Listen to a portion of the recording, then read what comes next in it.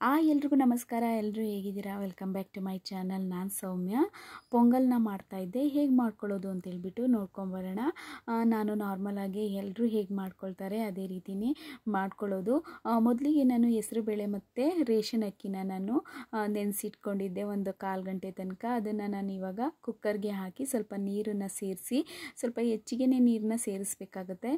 ನೀರನ್ನು ಸೇರಿಸಿ ರುಚಿಗೆ ತಕ್ಕಷ್ಟು ಉಪ್ಪನ್ನು ಸೇರಿಸಿ ಅದನ್ನು 2 ವಿಸಲ್ನ ಕೂಗಿಸ್ಕೊಳ್ತಾ ಇದ್ದೀನಿ. ನೆಕ್ಸ್ಟು ಒಂದು ಒಗ್ಗರಣೆ ಕೊಟ್ಬಿಡೋಣ ಅಂತೇಳ್ಬಿಟ್ಟು ಪ್ಯಾನ್ನ ಇಟ್ಕೊಂಡಿದ್ದೆ ಸ್ಟವ್ ಮೇಲೆ. ನೆಕ್ಸ್ಟು ಸ್ವಲ್ಪ ಎಣ್ಣೆ ಹಾಗೆ ಸಾಸಿವೆ ಕರಿಬೇವನ್ನ ಹಾಕೊಂಡಿದ್ದೀನಿ. ಹಸಿಮೆಣಸಿನ್ಕಾಯಿನ ಹಾಕೊಳ್ತಾ ಇದ್ದೆ. ಒಂದು 4-5 ಹಸಿಮೆಣಸಿನ್ಕಾಯಿನ ಹಾಕೊಂಡಿದ್ದೀನಿ. ಎಲ್ಲದನ್ನು ನೀಟಾಗಿ ಎಣ್ಣೆಯಲ್ಲಿ ಬಾಡಿಸ್ಕೊಳ್ತಾ ಇದ್ದೀನಿ.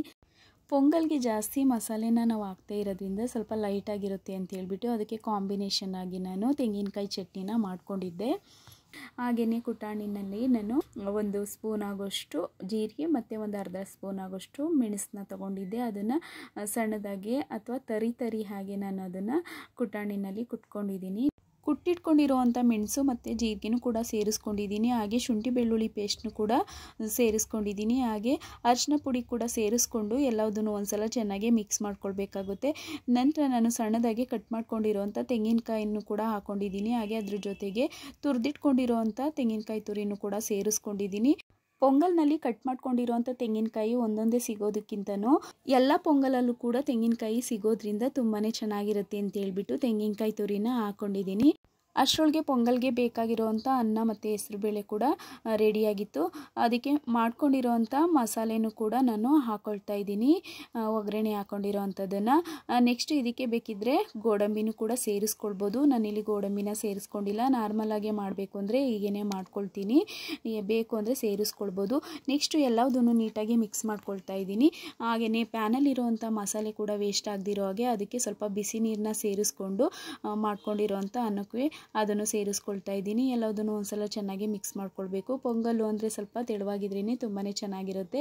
ಫೈನಲಾಗಿ ಕೊತ್ತಂಬರಿ ಸೊಪ್ಪನ್ನ ಹಾಕ್ಕೊಂಡು ಅದನ್ನು ಕೂಡ ಮಿಕ್ಸ್ ಮಾಡಿಕೊಂಡ್ರೆ ರುಚಿಯಾಗಿ ಪೊಂಗಲ್ಲು ರೆಡಿಯಾಗಿಬಿಡುತ್ತೆ.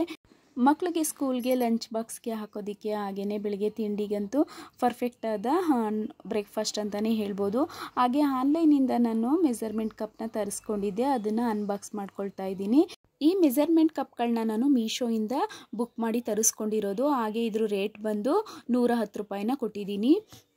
ತುಂಬಾ ಚೆನ್ನಾಗಿದೆ ಕ್ವಾಲಿಟಿ ವೈಸು. ನಾನು ಯಾವುದೇ ರೀತಿಯಾದ ಮೆಜರ್ಮೆಂಟ್ ಕಪ್ನ ಯೂಸ್ ಮಾಡ್ತಾ ಇರಲಿಲ್ಲ.